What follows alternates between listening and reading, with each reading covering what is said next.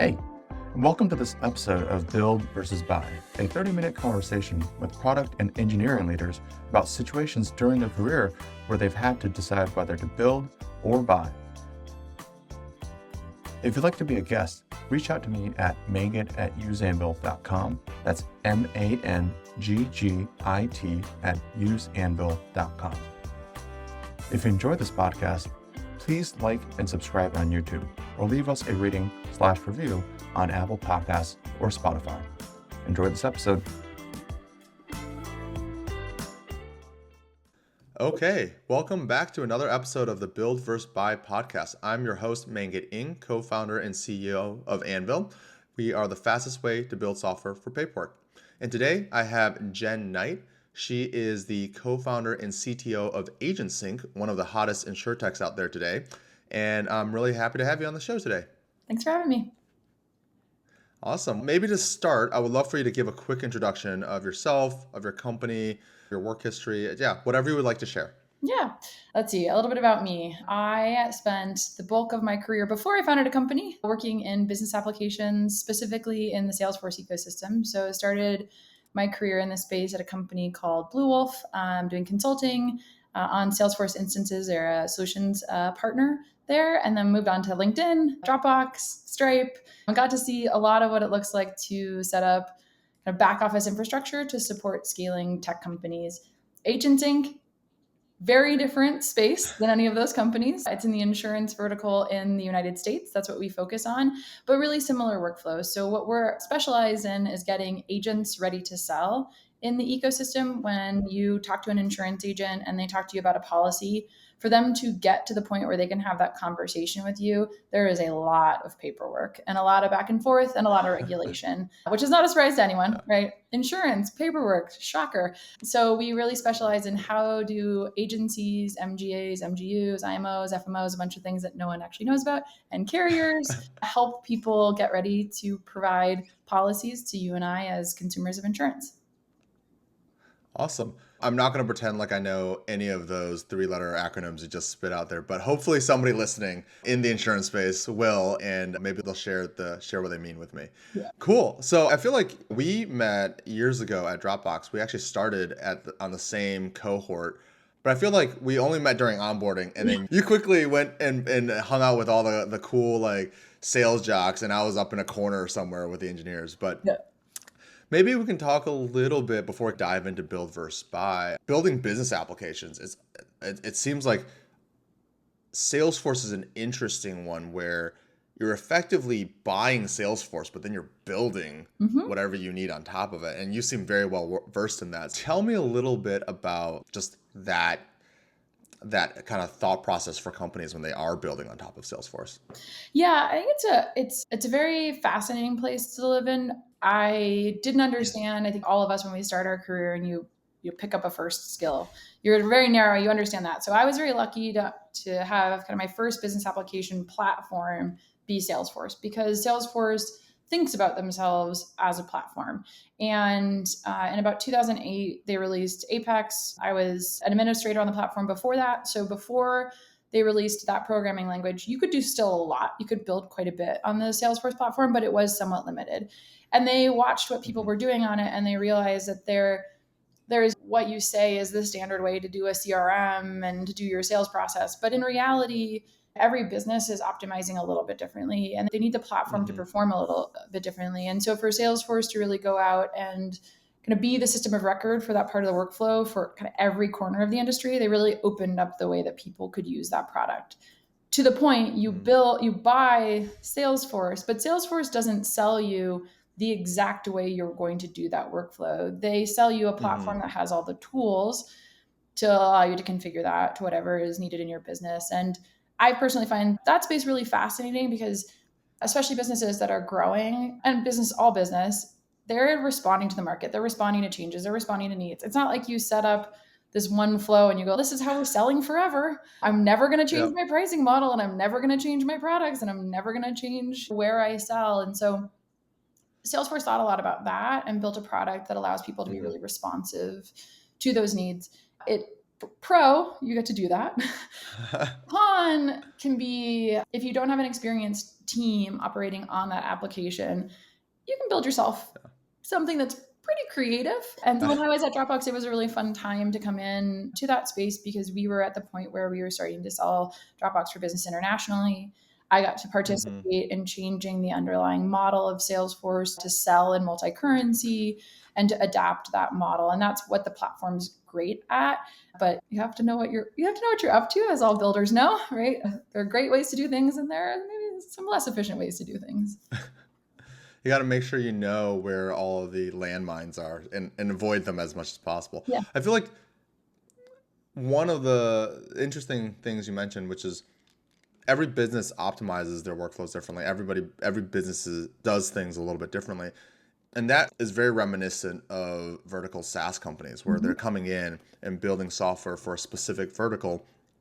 But in a lot of those instances, the way they build that software is really to hire a team of engineers. And you're writing at like the code level. Yep. And so Salesforce feels like this like platform that then maybe abstracts away a lot of that menial or like infrastructure level work in order for you to hopefully build faster, move faster on top of that platform. Is that kind of how you approach Salesforce, or when you thought about starting AgentSync? I know that one of the first versions of AgentSync was on Salesforce. Is that kind of why you picked Salesforce to start? Yeah, it was. And I think it's one of the really interesting and powerful things about them as a partner for us. And we started AgentSync on Salesforce. Part of that was my background. I was in that space. The other reason when you think about selling into a vertical, the insurance vertical, conservative buyers in the sense if they really want to know that this thing is going to be up and performant 100% of the time, we sit on a lot of PII and very sensitive data. So security is really critical right on day one. And by building on the Salesforce platform, to your point, things we got out of the box, right? We got all of that infrastructure. We got the ability, when you think about whatever, spinning up a new table in a database, like I can do that in a UI with points and clicks. And Salesforce handles all the orchestration and deployment and management of that behind the scenes. So for us, it was a really huge advantage in terms of speed to market to get to use it as a partner. And that was actually true in my prior lives as well, of when I was talking about, iterating against changing business needs. Things can change really, really quickly. And that speed of iteration in a way that can be a bit more controlled can be really powerful. Internally at an organization, it was very powerful for us as we were first going into market. There are some things that Salesforce is not the best for. And one of those is scaled integration with a partner who gives you responses in XML.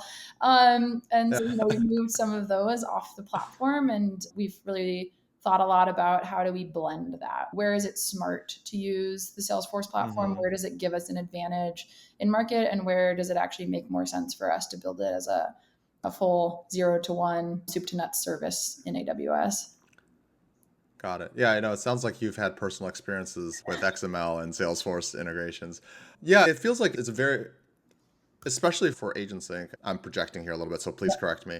It feels like it was a very smart decision to start with Salesforce, because the hard part about a lot of the insurance processes and for you guys' insurance agency management, it's the process, the workflow around it, the documents around it, the compliance around it, and not so much like it's not like a really hard technical problem. And then on top of that, you have the trust that Salesforce has built in the industry they can build on top of.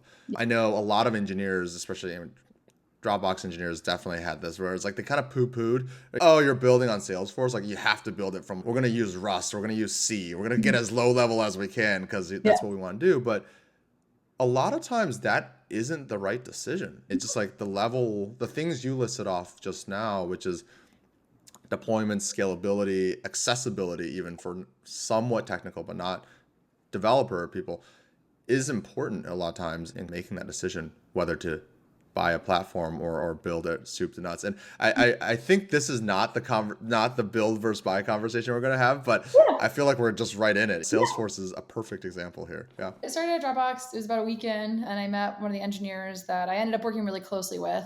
And he asked me why I joined at Dropbox, and I shared that I joined to lead the sales systems team to work on Salesforce. That was my background from an engineering perspective.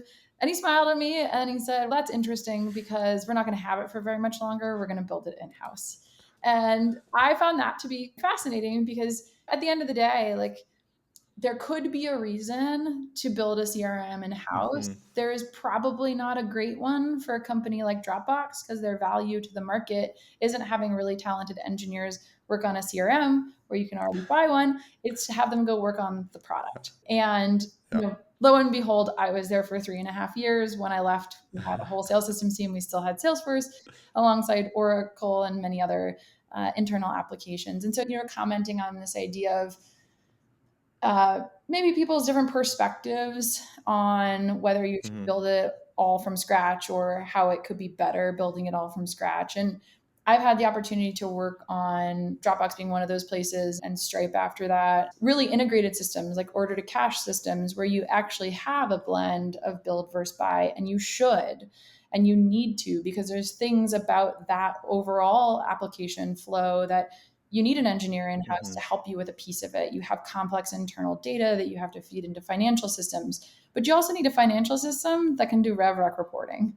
And you don't need to reinvent that one. And it's not going to be valuable to the company to reinvent that one. And so I've really enjoyed working in the space that I've worked in, because if you open your mind to it, you get to build with things that you buy. And then as I found at AgentSync and watch even our engineering teams, like, we all buy things. If we're intellectually honest, like, we're buying services from AWS. We're looking at every single decision and saying, should I hand tool the entire auth stack for this? Or should I use Zero or Okta or whatever that is, right?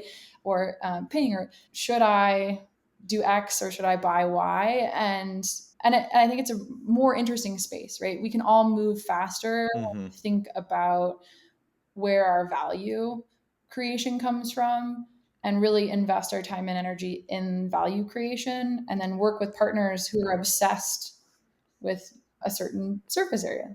You guys are obsessed with the creation of documents. Creation of documents is a really important part of my overall workflow, but I can't afford to be obsessed with just that piece of it all the time. I can partner with people who get to be obsessed with any given piece to help me orchestrate overall value. And that was something that I got to learn very deeply in business applications world, where we didn't have the luxury of building it from scratch because it wasn't appropriate from an ROI perspective for the business. So we had to pick applications that helped us, and Salesforce being one is really flexible. Others are less flexible. Oracle is less flexible as a platform than Salesforce, but Oracle is also doing your financials. And so, like, flexibility is maybe not a super valuable thing there. There's boundaries that are a little bit different. It depends on who you ask, Jen. Depends on who you ask. Correct. So I think it's an interesting thing, but it was a really great education early in my career to think about ROI, business value, and finding tools that allow us to get to that ROI more effectively, and really focusing the most expensive part of any team, which is the people, on the highest value set of activities. And for business applications, like, having people write complex things to support varying security models on the application isn't as valuable as having them build that piece of the order to cash process that's going to allow someone to sell faster. And that was how we always did that trade-off. Yeah, I think that's a really good point. It's like, how do you realize where you provide the most value to the organization, right? And I think you mentioned a couple times in a lot of different examples just now that building a CRM internally at Dropbox, it was not like Dropbox was going to go out and sell a CRM. Nope. Right. It was maybe they should have. I don't know. But it was not like at that point that was on the game. That was on the roadmap. Right. And Dropbox has a very strong build culture. Like everything is built from scratch. And it was always an engineer, oftentimes during Hack Week, oh, this is what I'm going to do. I'm just going to do this. And then it gets rolled out to the whole company. I think a good example is the applicant tracking system that Dropbox was using. It took forever to switch off to Greenhouse. And just some poor engineer that built it as a weekend project suddenly had to maintain it for like his tenure at Dropbox instead of maybe focusing on what he or she was really good at. Yeah, I feel like there's definitely getting into the right mindset, getting into the right frame of reference in order to evaluate these decisions. And everybody evaluates it differently. But I think getting into that mindset and evaluating these decisions from a value perspective is a very important way to approach these decisions. Yeah. I also think and this isn't, there are very few trapdoor decisions, and they do exist, but that point of realizing value, you may buy something initially to get a proof of concept done, to test the market, and then decide based on what you found that, if you were to scale that up, you do need to build it. And that's just the ROI analysis, right? I think sometimes we get very worried. Oh, I'm going to make this decision. I'm going to buy it and I'm going to be forever locked in with this partner and there will be nowhere for me to go. And it's hard. Like, switching costs are hard, but there's also hey, maybe we frame it as, I'm going to buy this for right now to test this theory. And if we hit this threshold or this thing happens, I can look ahead and say that would be a point in which the ROI is going to shift, so we can prepare for it if that were to come, and vice versa, right? Maybe I'm going to build it really quickly right now. We had that happen actually with auth for us at AgentSync when we first started building that out, and we used Cognito, and we had a very limited set of use cases, and that's also a buy, but there was some build on top of it. We're like, cool, we'll buy that and we'll build on top of it and we'll get over the hurdle. And then we hit a point where, if we keep doing this, the total cost of ownership and what we need to serve is not going to make a ton of sense. And so the team did an analysis of who we'd want to partner with, inclusive of what would it look like to build this whole thing from scratch. And we're a 6-year-old company. I think we actually didn't start any of the auth work because we got it all from Salesforce to start. We didn't do any of that until we were 2 years in, and we made an assessment maybe 18 months to 24 months after that to change course as we learned more. And so I think of this as a continuous process. I've heard some people in my space in business applications who tout like every 2 years I automatically change vendors. I think that's a terrible idea personally. But I was like, and planning process, every time you get new information that fundamentally changes the decision framework that you used to do that, you should look at it. Yeah. And that might mean you stay the course for another year.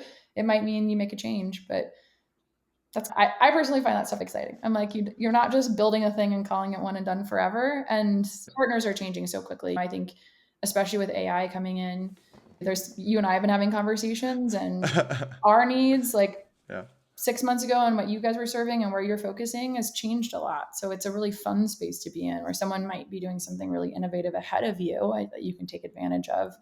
That wouldn't be something you would get to for a while based on other ROI for the business. Yeah, I feel like that's a really good point there, which is, it's always good to reevaluate on any planning process. But some things, some products, it's just going to be core to your business and you might not ever move off of it. But if we know anything as product developers and software developers, it's continuous, right? We're always rolling out new features. As the world changes, new technology comes out, there are new ways of doing things that maybe makes something you thought was going to be your infrastructure layer for forever obsolete. Yep. And so it's a continuous decision-making process in a lot of ways. Yeah. Yeah. And I get to watch, I say this one eye-opening thing in the insurance space, and it actually makes sense. Someone finally said the thing to me that explained it.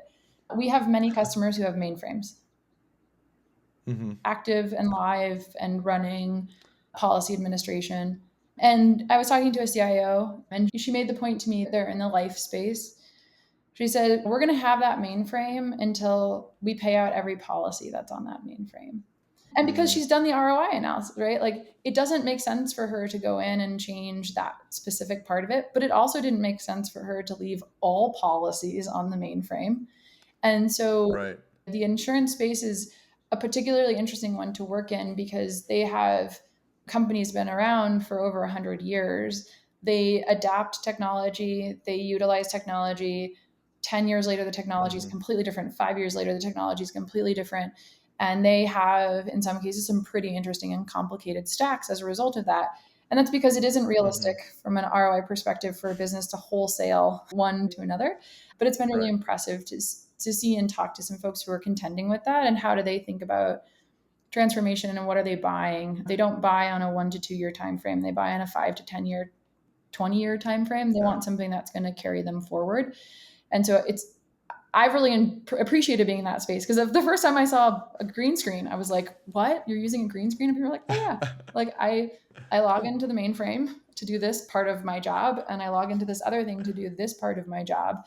And that is the reality. And it's an evolving reality. It's constantly evolving. But it was coming from the Bay Area, like tech, was like we all had the same thing. I was like, oh, this is wild. Like I talked to someone recently, they said 10 years ago they bought a new mainframe. And he said it was almost heartbreaking for him to do, but it was the right thing to do for the business. Because that's funny. Yeah. And I was gonna say that's funny because like in the Bay Area, it's almost like the expected lifespan of most companies is 2 to 5 years. And then a handful make it out to be 20, 30-year companies. Yep. You mentioned transformation, and that triggered a thought in my head, because especially when you start working in kind of these older industries, more legacy industries, they have a term that's been popularized in those industries called digital transformation. And I think in tech, I'd almost never heard that. Yeah. It's only when I started talking to bankers, insurance brokers, whatever, that I heard this term digital transformation, which always indicated to me like a singular event of transformation. It's like, hey, we're going to go digitally transform from offline to online, from mainframe to cloud. Yeah.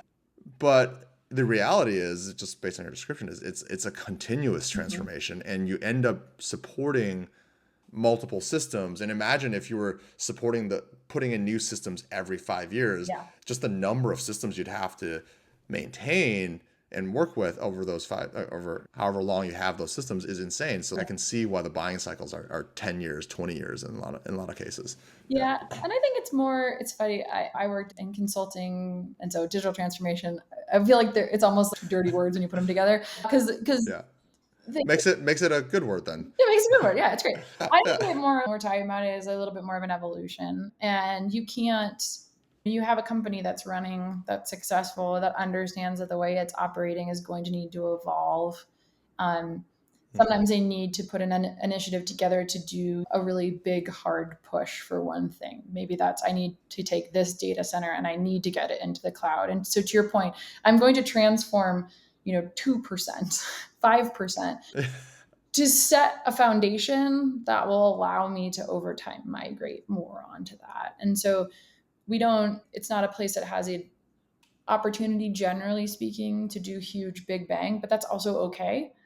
Like, course of doing business, right? You don't want to stop being able to pay out your policies because you felt super passionate about getting into the cloud for some future return. You're always balancing the realities of today. And the banking space is the same, right? There are systems that are so old that no one knows actually how they're running. And so you can't, and you I was gonna say, and they're actually more secure now because nobody knows how they're running. Exactly. In some ways, it comes full cycle, right? Yeah. So you got to build a new thing and then migrate things over time. It's a very different muscle, but it's one that I really appreciated participating in, because it takes just a different set of strategies to tackle. Yeah, I feel like this is interesting. This is highlighted for myself when a founder asked me, is like, hey, I'm really trying to sell this thing, but what do I have to say to get somebody to buy it? And there isn't one thing you can say. And even if you did convince them, they still might just, like you said, move 2%, move 3% onto your system, because wholesale adopting a new system is just not a realistic option for them. So, well, we've been burying the lead for a very long time. We haven't actually gotten to the main crux of the conversation today, although I feel like we've touched on so many different various anecdotes here, but would love to dive in a little bit into thinking about a specific time that you had to make a decision between build versus buy. It could be one of the ones we already mentioned. It could be something that we haven't mentioned. And then dissect that for me. How did you think through that process? And we can take the conversation from there. Yeah.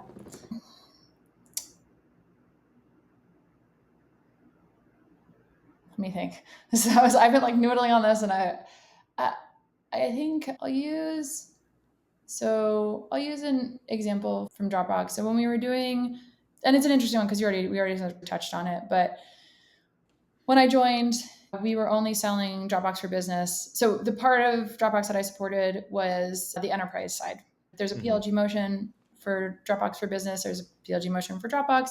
And then there's I'm a big enough organization, I want to talk to a salesperson. And when that happens, just to lay of the land, that salesperson is going to put into the CRM an opportunity that represents the size of the deal and all of the underlying dynamics of the deal. That goes through its own process, right? Pricing, approvals, sometimes legal review. We might have an MSA. So there's a lot of moving pieces on that. And then that gets signed. When I joined at Dropbox, we were just selling in USD. So it was simple. And we had effectively a very like straightforward path for what is called the configure price quote part of that. So I'm configuring my deal, I'm pricing it, I'm quoting it out to the customer, and I'm getting that approved. This is a really interesting process because when you're in a company like Dropbox, who's had people do it self-serve, when you move into this model, you have to start thinking about things like, okay, now the quote was approved and was signed by the customer. How do I provision them? And how do I do all these things that I just natively did in the application? And so when I joined, we were also doing all of that manually. If I signed the DocuSign that said I wanted to buy, I think it was a DocuSign at that point, but I don't remember exactly. Someone would get a notice, they would get a task, they would go into a backend system, they would provision the person, they would make sure the email went out and all that fun stuff. And then there's a whole bunch of stuff on the financial side. But when I got there, we were actually having a really big debate about what to do on the configure price quote. Should we buy something in market or should we build something? And this is the great, should we build something on top of Salesforce? So should we build something on top of a thing that we bought? And it was very interesting because at that point in time, Zora was in the market for this. We figured into Salesforce. Salesforce was actually coming out with a CPQ product. And I got to sit down with a partner in sales operations at the time. And what we did is we mapped out all the pieces of the puzzle and we looked at what it would mean to bring in a partner.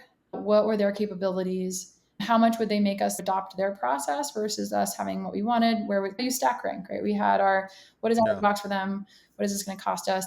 And then my background was Salesforce engineering. So I could get a really good sense of what it would be like to build it.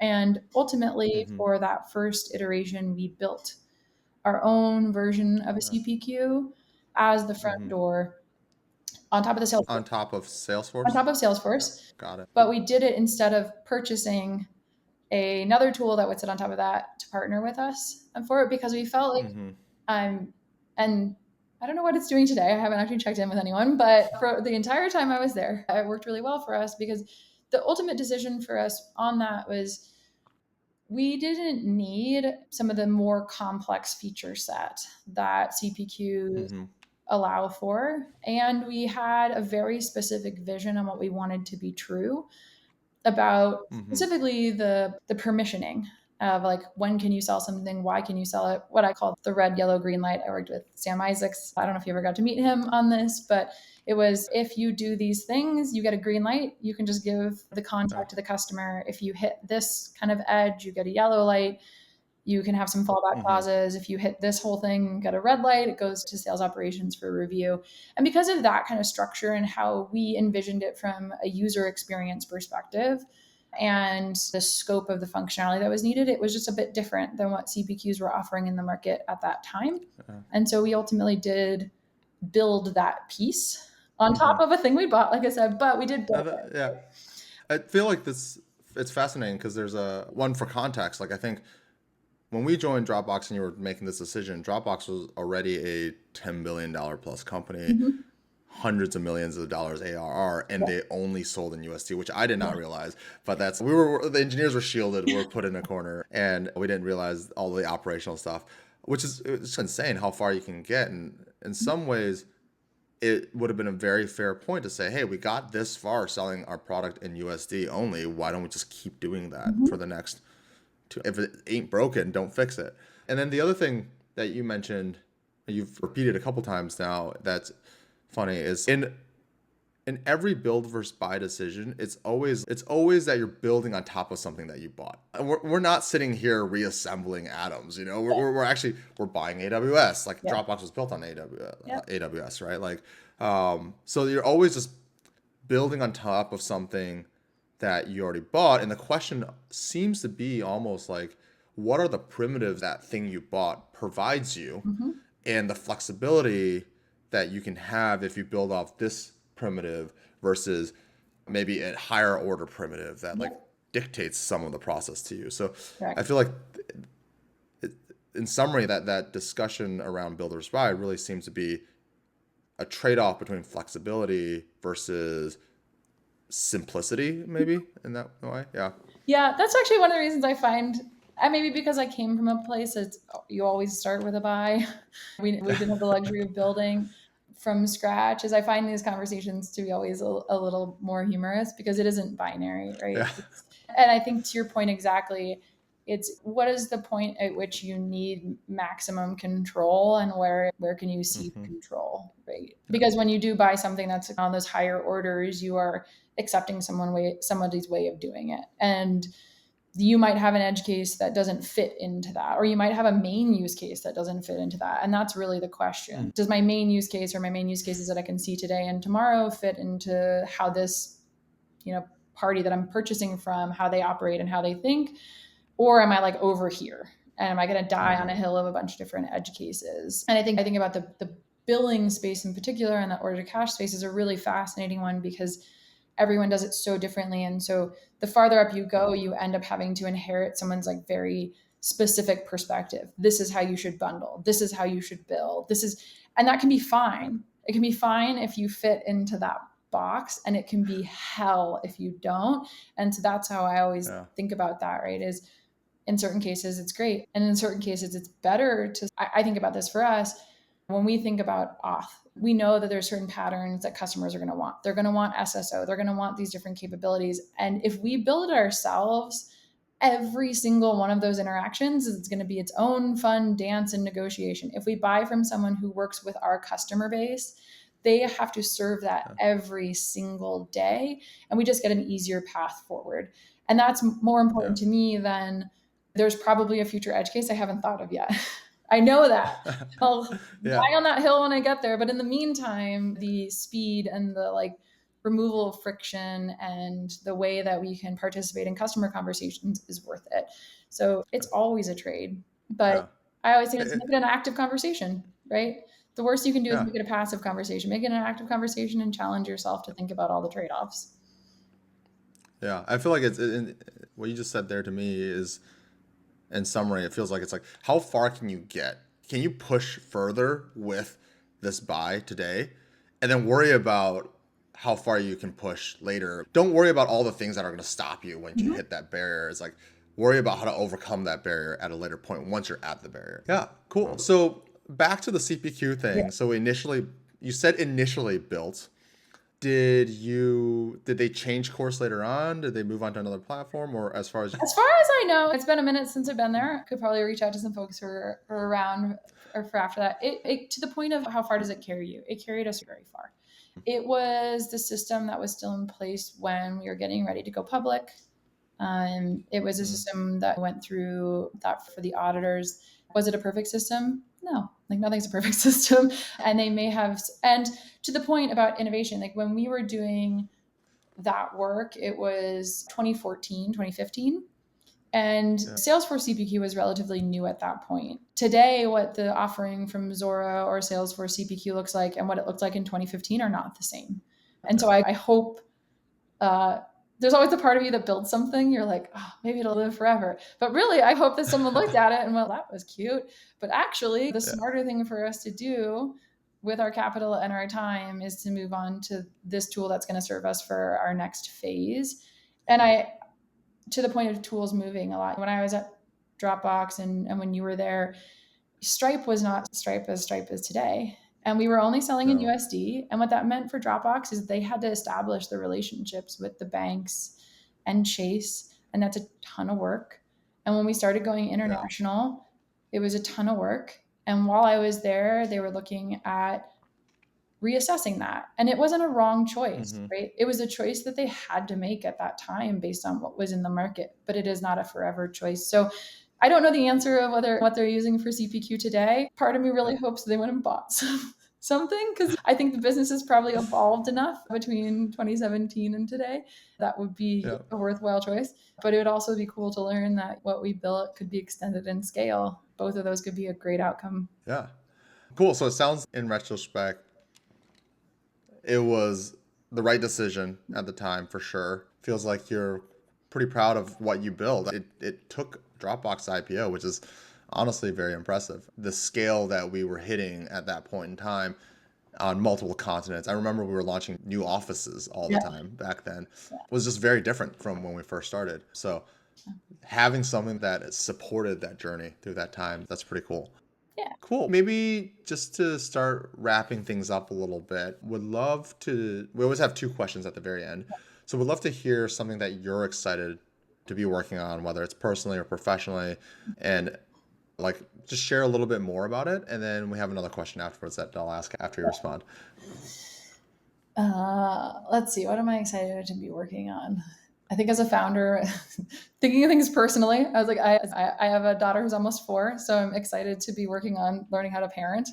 Always, it's really, she's hitting a great age, and it's really fun to think about how to nurture her curiosity and keep her thinking very openly about the world. I think that's what I think a lot about. Is it's really 3 and 4-year-olds are a ton of fun. They're going to tell you exactly what they're thinking about and what they're curious about and ask you a million questions. And so I'm personally always working on the patience to just continuously answer all those questions, as well as think about how I want to answer them so that maybe she can ask more questions or keep that open curiosity. At work, 6 years into the insurance space, you're still a child in the insurance space. You barely know anything. Some of the most impressive people I work with are on year 30 to 40 in the space, and you learn something new every day. So professionally, I'm getting to spend more time with customers. I'm really just thinking about what's happening in the market. And that's really fun because it's changing really quickly. The average age of an insurance agent is about somewhere between 58 and 62. That population is going to change, and getting to listen to and speak with folks in the space who understand that their selling workforce is about to retire and what they're going to do about it. How do you convince a millennial or a Gen Z to sell insurance? It's fascinating. It's just really, to me at least, it's really interesting stuff. Insurance is such an important part of our society and how we operate and our baked in assumptions. And watching how that machine works or is working or is thinking about how it's going to continue to work. I'm a nerd. I think it's great. Like I never knew anything about this, but I want there to be someone who's going to sell me insurance 10 years from now. I want carriers to still have products that are coming onto the market that they can get into our hands. And insurance is really personal. So generally there is a seller, not just technology is going to solve that. So I'm really excited to be working on spending more time with our customers, thinking about their challenges over the next 5 to 10 years. And they're not necessarily technology challenges, because if I can understand those, I can think about how we want to build better solutions for them. So hanging out with a 4-year-old, trying to understand the world, and hanging out with insurance execs trying to understand the world. So maybe I'm passionate about trying to understand the world right now. Yeah, maybe you'll convince your 4-year-old to sell insurance. I don't know. That might be a hard. We'll see. Yeah. It is fascinating. I feel like one of the things I really enjoyed about Anvil, and that's my dog in the background, she decided to pop in, is that like paperwork is so pervasive across so many industries. Yeah. And so I get a very shallow view on a lot of industries, but it's deeper than what I would get if I were working in one industry alone. Yeah. And insurance is exactly that, right? Like for me, as an outsider looking in, I feel like it's such an interesting pricing mechanism. Mm-hmm. It's such an interesting way to address a lot of the big challenges that we do foresee in the future for everyone, right? Climate risks. How do you price climate risks? How do you price insurance in California? Mm-hmm. Because you could price insurance so high that nobody can live here unless you're self-insured. Yeah. That's one way to move people to safer areas, right? But also, how do you balance that with just like individual's choice to live where they want to live, a human desire or humanity to like, this is a community that means something to them. Yeah. But insurance is a fascinating mechanism in that, alongside of policy, alongside all these other ways of thinking about it. But I never thought about that for insurance. Yeah, it's really fascinating. And on the property and casualty side, right, homeowners insurance was really fascinating when you think about the climate. Is, you said a thing, encourage people to move to a place that is more insurable or safer. Mm-hmm. There aren't a lot of places to move, and it's an interesting one where everything is going to need to be reconsidered in some lens. And the insurance space has a lot of regulation to actually protect consumers. And some of that is not going to protect us in the same way, right? Because it was designed in a world where the models were operating on different catastrophic event probabilities. Yeah. Recently, I think it was Los Angeles had a flood and an earthquake at the same time. And that was something that had never been contemplated. You have an underwriting model that contemplates one or the other at a certain probability and they stack on top of each other, right? And so it's a really, I find it fascinating because I never appreciated, especially with underwriting and insurance, which is how carriers decide where to put policy, the amount of data, the amount of longitudinal data over time that has to be assessed. Like, how do you think about those changes and how do you bring that in to run your business is really cool. I will get out of the rabbit hole I'm about to go in, but so that's where I love to think about. There's that, and then there's how you're running your business in an economy that's changing, where people are maybe less interested in inheriting an insurance agency from their dad, and where younger people have a different way they may want to operate in the workforce. So they have just so many different variables happening all at once that there's some really great people to like listen to just how they think about it, because it's such an interesting contention. And insurance will be here. They have very talented people who are going to figure out how to make it through. So it's a fun passion for me to get to hear from those people, because it's hard stuff. Oh, it has to be here, right? Or it's regulated into existence at this point, right? Yeah, somebody will sell you car insurance as long as cars are on the road, because you have to have car insurance. Cool. Okay. Last question here. Share with the audience something you purchased recently that you either loved or you would never buy again. It could be anything. So today, when I was getting my daughter dressed, we were in San Francisco a little while ago. I was actually with her, so I was like, there's like a whole range of things. But we bought her this t-shirt that has a dancing strawberry on it. And why this is important, outside of I get the humor of having a dancing strawberry and cowboy boots on my child, is that it was hand printed in San Francisco. It's got a hilarious tag on it about the person's perspective of why we dress ourselves. It's really cute. It's the softest t-shirt I've touched in forever. And when I look at it, it makes me really happy that despite all of the things that are happening in this world, there is someone still in a city like San Francisco who gets to spend their day making beautiful, comfortable, hilarious, and very personal items of clothing. And I know it's a little bit of a random one, but when I pulled it out this morning, I was like, I am so glad we bought this. And it'll be one of the ones that I fold up. I don't save a lot of things, but it'll be one of the ones I fold up and put somewhere. I have this from my parents. I have a jacket from REI that my parents bought in the 70s that was made in Richmond, California. And I didn't even know that REI manufactured things in Richmond, California. And I say that only because I think we talk about this like global world and all this stuff, and it makes me really happy that in 2024 I could buy something that was made with love in a place that I loved living. We live in Denver now, and I can carry that forward for my kiddo. So that was my thing I was really happy I bought, which is a strawberry dancing and cowboy boots t-shirt for a 4-year-old. Yeah, that's really touching, actually. It's like there is still room for craft and craftsmanship and artistry in an expensive city like San Francisco, and hopefully there can be more room for that. And everybody loves talking about boom and bust cycles, and I think while bust cycles are oftentimes very painful and sad, it does in a way make room for kind of more creativeness to come back into the city, I feel like. So I'm excited for that. And I live in San Francisco currently. I actually would love to know the name of this shop or the screen printer, if you want to share with the audience. Do you know it off your top of your head? I feel delinquent. So there's it's called Fog City Flea Market. It's in the Ferry Building. And I will find the name of the printer. I will look at my daughter's t-shirt when she comes home today. I'll send it to you. So maybe we can add it in some notes somewhere, because I'd love for other people to get to experience that joy. But yeah, in the Ferry Building, there's a little shop that curates from a lot of creators in the Bay Area. Nice. And to your point, it's great to see that alive and celebrated. And then one day when my daughter's much older, she'll be like, what the heck, Mom? And I'll be like, here's the story. So maybe she can carry it forward. That's awesome. I think that is a great note to end this episode. Thank you, Jenn. It's always a pleasure talking to you and to trade stories and to hear about your life in Denver, and hope that we get to hang out again soon. Talk to you later. It was great to see you. Bye. Bye. Thank you for listening.